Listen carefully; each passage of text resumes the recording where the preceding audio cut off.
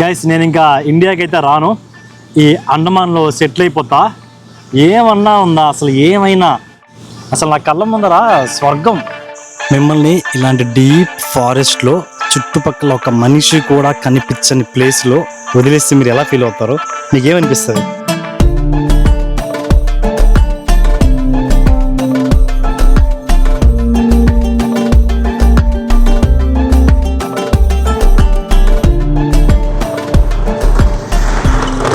Hi friends, welcome back to my channel. This is Venkat. So ఇవాళ మన అండమాన్ సిరీస్లో day 5 అనమాట. ప్రజెంట్ అయితే నేను హ్యావ్లాక్ ఐలాండ్లో ఉన్నా. సో ఇప్పుడు మనం వెళ్ళబోయే బీచ్ వచ్చేసి ఎలిఫెంటా బీచ్. మొత్తం అండమాన్ నికోబార్ ఐలాండ్స్లో వాటర్ యాక్టివిటీస్ చేయడానికి ది బెస్ట్ ప్లేస్ ఏదైనా ఉంది అంటే అది ఎలిఫెంటా బీచే. అసలు ఆ బీచ్ ఎక్కడుంటుంది, ఎలా వెళ్ళాలి, వాటర్ యాక్టివిటీస్కి ప్రైస్ ఎంత, ప్రతిదీ ఈ వీడియోలో నీట్గా అయితే ఎక్స్ప్లెయిన్ చేస్తా. సో వీడియో అయితే స్కిప్ చేయకుండా చివరి వరకు చూడడానికి ట్రై చేయండి. అలాగే మీలో ఎవరైనా ఫస్ట్ టైం మన ఛానల్లో వీడియోస్ కానీ చూస్తుంటే ఒకసారి ఛానల్లోకి వెళ్ళి 2-3 వీడియోస్ చూడండి. మీకు నా కంటెంట్ నచ్చితేనే సబ్స్క్రైబ్ చేసి కొద్దిగా సపోర్ట్ చేయండి. అండ్ ఈ వీడియోకి ఒక చిన్న లైక్, అంతే. ఇంకా ఎక్కువ అయితే మిమ్మల్ని అడగను. ఆల్రెడీ స్టార్ట్ అయ్యా బైక్లో. ఇప్పుడు టైం అయితే మార్నింగ్ 9 అవుతుంది. సో మా రిసార్ట్ దగ్గర నుంచి ఒక 10 కిలోమీటర్స్ చూపిస్తుంది డిస్టెన్స్. మనం రాధానగర్కి వెళ్ళే బీచ్ రోడ్లోనే మధ్యలో ఎలిఫెంటా బీచ్ అయితే వస్తుంది. ఇంకా స్ట్రైట్ వెళ్తే మనకు రాధానగర్ బీచ్ అనమాట. సో ప్రెజెంట్ తక్కువ క్రౌడ్.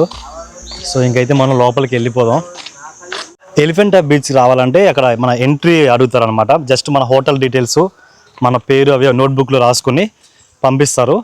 ఇలాగా ఫారెస్ట్లో నుంచి నడుచుకుంటూ వెళ్ళాలి. కొంచెం ఒక 1/2 కిలోమీటర్ నడవాల్సి వస్తుంది. ఇప్పుడు మార్నింగ్ టైం కాబట్టి చాలా తక్కువ crowd. You are entering a reserved forest. So Elephanta trekking route, don't disturb the fauna and flora అంటే ఏంటది ఏమో మరి. ఇక్కడైతే ఒక చిన్న రూమ్ అయితే ఉంది, లగేజ్ అయి పెట్టుకోవడానికి అనుకుంటా. Beach thanks. సో ఇలాగ స్ట్రైట్గా వెళ్తే బీచ్ దగ్గరికి వెళ్ళిపోతాం. ఎలిఫెంటా బీచ్కి వెళ్ళే రూటు ఇలా ఉంటుందని నాకు ఎవరు చెప్పలేదు యూట్యూబ్ వీడియోస్లో. తెలుసుంటే దానికి తగ్గ ప్రిపరేషన్ చేసుకొని వచ్చేవాడిని. వచ్చినాక చూస్తే అంతా ఫారెస్ట్ ట్రెక్, సైడ్ ఏ కదలుతున్నాయి. గుడ్ థింగ్ ఏంటంటే ఈ ఫారెస్ట్లో డేంజరస్ ఎనిమల్స్ ఉండవు. బ్యాడ్ థింగ్ ఏంటంటే అంతకంటే డేంజరస్ ట్రైబల్స్ ఉంటారు. రెండూ ఉన్నాయన్నమాట. అండ్ ఇంకో బ్యాడ్ థింగ్ ఏంటంటే స్నేక్స్, చాలా రకాల స్నేక్స్ ఉంటాయి. నాకు ట్రైబల్స్ కన్నా ఈ స్నేక్స్ అంటేనే ఎక్కువ భయం. మిమ్మల్ని ఇలాంటి డీప్ ఫారెస్ట్లో చుట్టుపక్కల ఒక మనిషి కూడా కనిపించని ప్లేస్లో వదిలేస్తే మీరు ఎలా ఫీల్ అవుతారు? మీకేమనిపిస్తుంది? నాకైతే వచ్చి అంటే నాకు తెలీదు ఎలిఫెంటా బీచ్కి ఇలాగ ట్రెక్ చేయాల్సి ఉంటుందని. మిగతా బీచెస్ లాగా డైరెక్ట్గా బైక్ వేసుకొని వెళ్ళిపోవచ్చు అనుకుని వచ్చేసిన. బట్ గైస్ ఇది నెక్స్ట్ లెవెల్ అడ్వెంచరు. అంటే ఎక్కువ మంది జనాలు వస్తారు ఈ బీచ్కి. బట్ ప్రెజెంట్ నేను వచ్చిన టైంకి ఒక్కరు కూడా లేరు. Only one. అక్కడక్కడ 2-3 రోడ్లు వస్తున్నాయి చూడండి.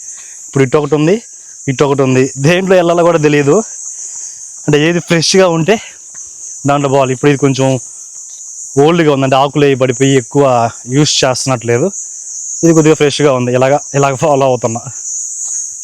నేను కూడా ఒక ట్రైబల్ని అయిపోతానేమో ఇలాగ అడవుల్లో తిరిగితే ఇంకొక 4 రోజులు. గైస్ బీచ్ దగ్గరికి అయితే వచ్చేసాం. సౌండ్ వినిపిస్తుంది లైట్గా, వాటర్ సౌండ్. ఇదేనా బీచ్? ఏది అసలు బీచ్ ఎక్కడుంది? ఏంది ఇప్పుడు ఈ రోడ్డు నడుచుకుంటా పోవాలా? ఓరి నాయన, ఇదేం అడ్వెంచర్ రా స్వామి. మొత్తం ఒక నది ఉన్నట్టుంది, దిగబడదు కదా. చూడండి ఎలా ఉందో. వెళ్ళిపోతున్నా. ఆ పక్క ఒక సౌండ్ వస్తుంది, బోట్ సౌండ్ లాగా. ఆ సౌండ్ని బేస్ చేసుకుని దాన్ని ఫాలో అయిపోతున్నా. ఇలా ఒక బోర్డు పెట్టచ్చు కదా, ఎలిఫెంటా బీచ్కి వెళ్ళే దారి ఇదేని. ఓకే ఓకే ఓకే కనిపించేసింది గైస్ బీచ్. మెరిసిపోతుంది బ్లూ కలర్లో. అబ్బా అదిరిపోయింది. పోండి మీకు చూపిస్తా అక్కడ దగ్గరికి వెళ్ళాక. సో మనం ఎంత అద్దండి, కనిపిస్తుందా? వచ్చేసాం. వావ్, నిజంగా ఆ బీచ్ అయితే అద్భుతంగా ఉంది దూరం నుంచే. కానీ దానికి వచ్చే రూటే వరస్ట్గా ఉంది.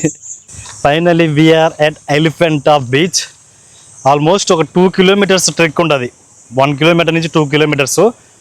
అంత కష్టపడి ఇక్కడికి వచ్చినందుకు రిజల్ట్స్ మీరే చూడండి. Crystal clear beaches. అండమాను అందుకే ఫేమస్. బాబా ఏమన్నా ఉందా? అప్పటికి వాటర్ కొంచెం వెనక్కి వెళ్ళిపోయింది. ఇదంతా నార్మల్గా వాటర్ వస్తుంది, ఇప్పుడైతే కొంచెం వాటర్ వెనక్కి వెళ్ళిపోయి అంతా రాళ్ళు బయటకు వచ్చేస్తున్నాయి. చూడండి, మనం ఇప్పుడు ఆ చిన్న సందులో నుంచి వచ్చాం. ఇదంతా ఎలిఫెంటా బీచ్ సంబంధించింది, ఆ కార్నర్ దాకా. అండ్ అక్కడ కొన్ని వాటర్ యాక్టివిటీస్ చేసే వాళ్ళు ఉన్నారు, బోట్స్ అలాంటివి. అండ్ ఇక్కడ వాటర్ కలర్ చూడండి, ఫస్ట్ మెయిన్గా బ్లూ కలరు. అండ్ అటుపక్క ఇంకా బ్లూగా ఉంది వాటరు, ఆడికి వెళ్దాం. అండ్ అటుపక్క ఇంకొక యాక్టివిటీ అయితే ఉంది, అంటే ఇద్దరు ఉన్నట్టున్నారు, ఇటు సైడ్ ఒకరు అటు సైడ్ ఒకరు. సో ఇప్పుడు నడుచుకుంటూ అటు సైడ్ వెళ్దాం. ఇది బీచ్ స్టార్టింగే. దారి ఏది? ఇక్కడ ఉందా?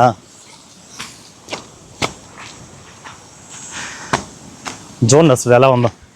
నేనైతే అండమాన్ని 100% రికమెండ్ చేస్తా.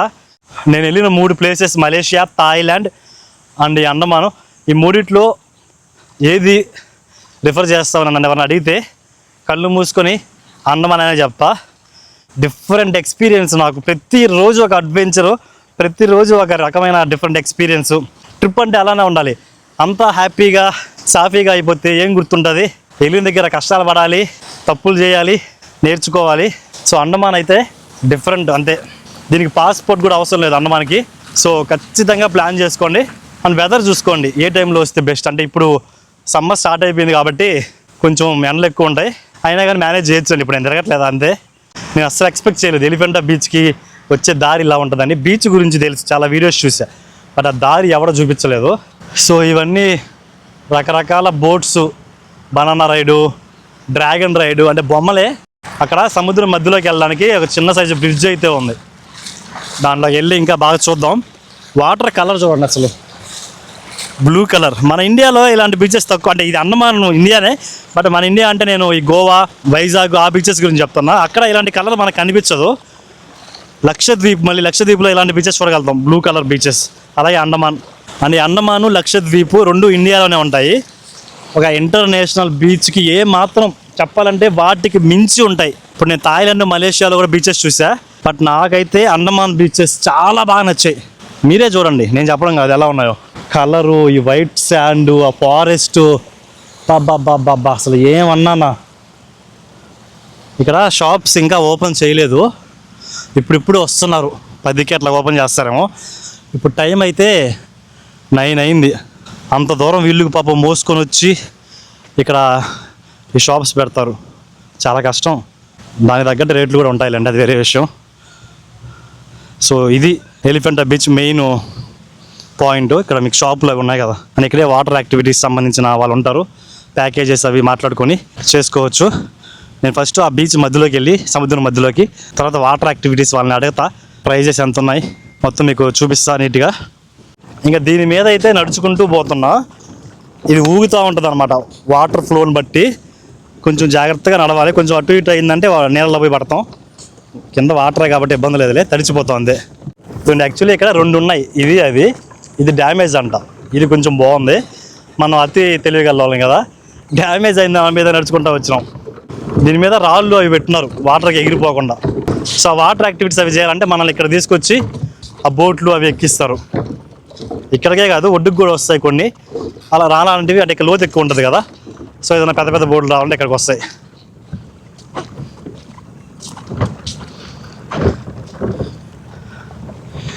ఇక్కడ నుంచి వ్యూ చూడండి ఎలా ఉందో. వాటర్ యాక్టివిటీస్ చేసే ప్లేస్. ఈ ప్లేస్లో స్విమ్మింగ్ కూడా చాలా బాగుంటుంది, వాటర్ చాలా నీట్గా ఉంది. స్నోర్కెలింగ్, వాటర్ యాక్టివిటీస్ అయితే ఇంకా స్టార్ట్ కాలేదు గైస్, 9 ఇప్పుడు టైం. నాకు తెలిసి 10 పైన స్టార్ట్ చేస్తారు అనుకుంటా. అండ్ ఈ బీచ్ దగ్గర కరెంట్ సప్లై ఉండదు కదా, సో వాళ్ళు చూడండి ఎలా కరెంట్ యూజ్ చేసుకున్నారో. సోలార్ పవర్ ప్యానల్స్ పెట్టేసి ఆ వచ్చిన వాటిని ఆ ఫ్రిడ్జ్కి, చిన్న చిన్న వాటి కోసం యూజ్ చేస్తున్నారు. ఎందుకంటే ఇది అడవి మధ్యలో కదా, మళ్ళీ ఎక్కడి నుంచి లాగుతారు సప్లై. సో వెళ్ళి మనం బ్రేక్ఫాస్ట్ ఏదైనా తిందాం. బ్రేక్ఫాస్ట్ ఉండదు, ఫ్రూట్స్ అలాంటివి అయితే ఉన్నాయి. ఆల్రెడీ ఇప్పుడే షాపులు రెడీ చేస్తూ ఉన్నారు. సో ఈ బీచ్లో ప్రశాంతంగా కూర్చోడానికి అయితే ఇదండి, ఇక్కడ మీకు కొన్ని కనిపిస్తున్నాయి కదా, చైర్స్, టేబుల్స్ అవి అయితే ఉన్నాయి. రాధానగర్ బీచ్ కంటే నాకు ఇది ఇంకా బాగా నచ్చింది. మంచిగా చెట్ల కింద నుంచి కూర్చొని బీచ్ వ్యూని చూడొచ్చు. రాధానగర్ బీచ్లో మీకు చెట్లు చాలా దూరంగా ఉంటాయి అన్నమాట బీచ్కి, ఇలా అయితే ఉండదు. అది నిన్న వీడియో పెట్టున్న దాన్ని చూడకపోతే చూడండి ఒకసారి రాధానగర్ బీచ్ ఎలా ఉంటుంది. ఇది కూడా చాలా క్లీన్గా ఉంటుంది, ఈ ఎలిఫెంటా బీచ్ కూడా.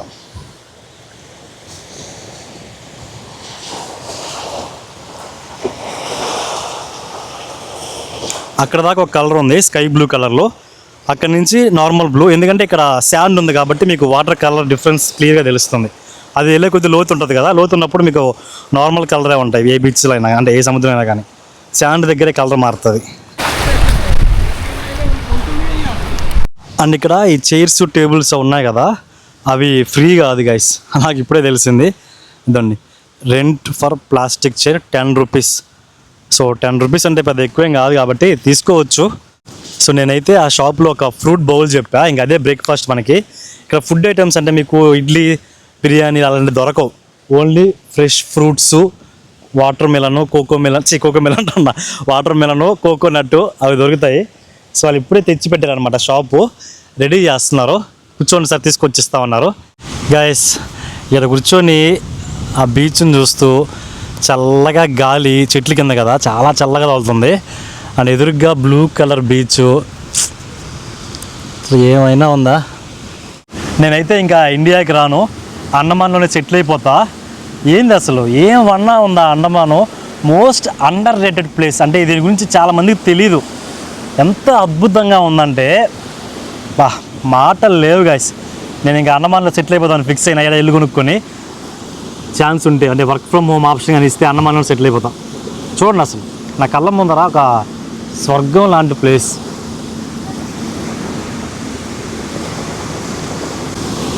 బాబా అసలు ఏమన్నా ఉందా? कितना 200 क्या दीदी? इस watermelon is sweet okay guys, ఇది నిజంగా మోసం. ఇది ఫ్రూట్ బౌల్ అడిగిన దానికి చూడండి ఎంత పెద్ద ప్లేట్ తెచ్చి నా ముందు పెట్టారో. దీని కాస్ట్ ఎంత తెలుసా? 200. మరి దారుణంగా. ఫ్రూట్ బౌల్ అంటే మనం ఎంత ఎక్స్పెక్ట్ చేస్తాం. ఇది చూడండి, దొరికిందే ఛాన్స్ అని చెప్పి నిన్న మిగిలిపోయిన ఫ్రూట్స్ అన్నీ ఎత్తి ఇచ్చేసినట్టు నక్క. ఇదే బ్రేక్ఫాస్ట్ మనకి. ఫ్రూట్ బౌల్ కాదు, ఫ్రూట్ మీల్ ఇది. ఇప్పుడు అర్థమైంది నాకు అసలు విషయం. జనాలందరూ వేరే ప్లేస్ నుంచి డైరెక్ట్గా బోట్స్లో ఇక్కడికి వస్తున్నారు. తల్లి మీరు చూస్తే చాలామంది ఇప్పుడు ఆ బోట్స్లో దిగి నడుచుకుంటూ ఈ బీచ్కి వస్తున్నారు. అంటే మనం బై వాకే కాకుండా. అదండి మీకు చెప్పినా కదా, అందరూ బోట్స్లో డైరెక్ట్గా ఈ ప్లేస్కి వచ్చేస్తున్నారు అనమాట. కొంచెం ఆ వాక్ చేసి ట్రెక్ చేసి రావడం కష్టంగా ఉంటే మీరు ఇలాగ బోట్లోనే డైరెక్ట్గా ఈ ప్లేస్కి వచ్చేయచ్చు. టూరిస్ట్ బోట్లు ఉంటాయి, చాలా ఉన్నాయి. ఇక్కడ నుంచి మళ్ళీ వాళ్ళు తీసుకెళ్ళి మిమ్మల్ని సిటీకి దగ్గర, అంటే రోడ్డుకి దగ్గరగా వదిలిపెట్టేస్తారు. బట్ నన్ను అడిగితే మాత్రం ట్రెక్కింగే చేయండి, కొద్దిగా ఎక్స్పీరియన్స్గానే ఉంటుంది, కొంచెం కొత్త లెవెల్ ఎక్స్పీరియన్స్. ప్రతిదీ మన దగ్గరికి రాకూడదు, మనం వెళ్ళి ట్రై చేయాలి. ఇంకా దేనికి ట్రావెలింగ్ అనేది, అంటే టూరిస్టులు అనేవాళ్ళు ఇలా చేస్తారన్నమాట. అంటే ఎక్కువ కష్టపడరు, అన్నీ సింపుల్గా అయిపోవాలి. బట్ ఒక ట్రావెలర్ అనేవాడు దాన్ని నిజంగా ఎక్స్పీరియన్స్ చేస్తాడు. కష్టపడితేనే కదా దానిలో ఉండే అసలు మజా తెలిసేది. సో మీరైతే ట్రెక్కింగ్ ద్వారానే ఈ ప్లేస్కి రావడానికి ట్రై చేయండి. నేను ఫస్ట్ వాటర్ యాక్టివిటీస్ ఏం ట్రై చేయకూడదని చెప్పి ఇక్కడ దాకా వచ్చిన. బట్ ఇక్కడ వాటరు అండ్ ఈ హడావిడి అంతా చూసినాక డెసిషన్ అయితే చేంజ్ చేసుకున్నా. సో ఇప్పుడు నేను 3 యాక్టివిటీస్ అయితే ట్రై చేస్తున్నాను. దాంట్లో ఒకటి వచ్చేసి పారాసైలింగ్, అంటే పారాచూట్లో మనల్ని తీసుకెళ్తారు కదా అదొకటి. సెకండ్ వచ్చి స్నోర్కలింగ్, అండ్ థర్డ్ వచ్చేసి జెట్స్కి. మూడిటికి కలిపి 5500. అంటే చాలా ఎక్కువ ప్రైజెస్ ఇక్కడ. బట్ ఇంకా తప్పదు, ఇంత దూరం వచ్చి ఎందుకు నాకు వాటర్ చూసినాక నా డెసిషన్ అయితే మార్చేసుకున్నా. సో 1 by 1 ట్రై చేసేద్దాం. చూడండి మీరు కూడా ఎక్స్పీరియన్స్ ఎలా. అంటే ఎక్కువ చెప్పారు, ఫస్ట్ 7000 నాకు చెప్పి నేను ఇంకా 10 నిమిషాలు బతిలాడితే 5500కి సెట్ చేస్తున్నారు.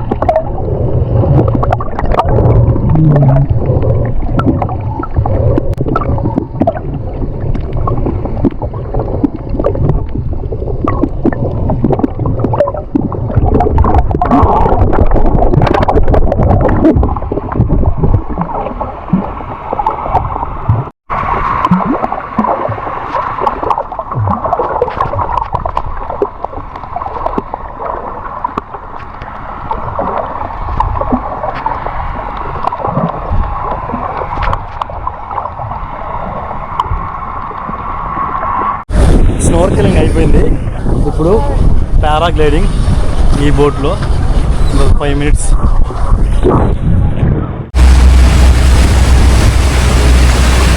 సో గైస్ వచ్చేసాం మనం పారాసైక్లింగ్లోకి. సెకండ్ టైంలో మనం చేసే ప్రాబ్లం అయితే లేదు.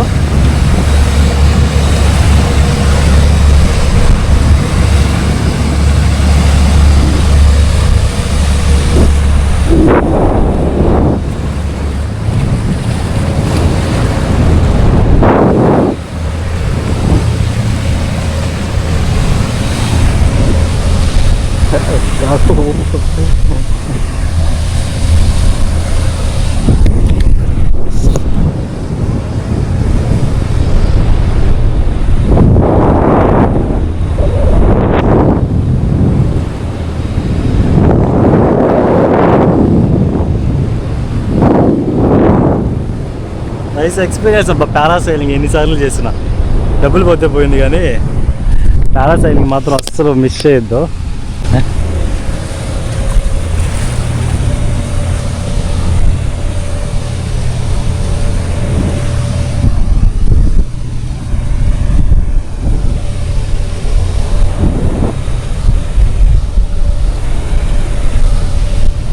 ఓ చాలా హైట్లో ఉన్నాం గైస్, చాలా అంటే చాలా హైట్లో ఉన్నాం. ఒక 10 అంతస్తుల బిల్డింగ్ మీద నుంచి గాల్లో తేలుతుంటే ఎలా ఉంటుంది? 10 అంతే, నాకు 10 అంతస్తుల బిల్డింగు. చుట్టూ చూడండి బోట్లు అన్నీ ఎంత కిందకున్నాయో.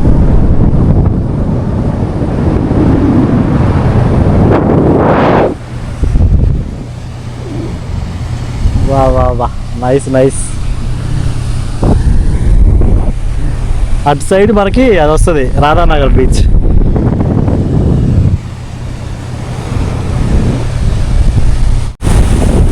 నైస్ అయిపోయింది, జస్ట్ ఒక 5 minutes అంతే.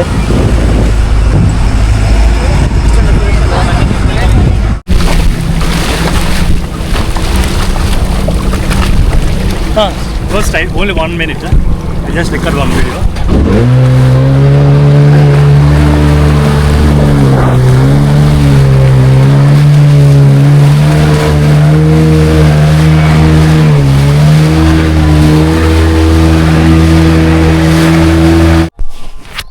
సో మార్నింగ్ మనం వచ్చినప్పుడు అసలు ఏం లేదు. ఇప్పుడు చూడండి ఎన్ని యాక్టివిటీస్, ఎంతమంది జనాలు, సందే లేదు అసలు.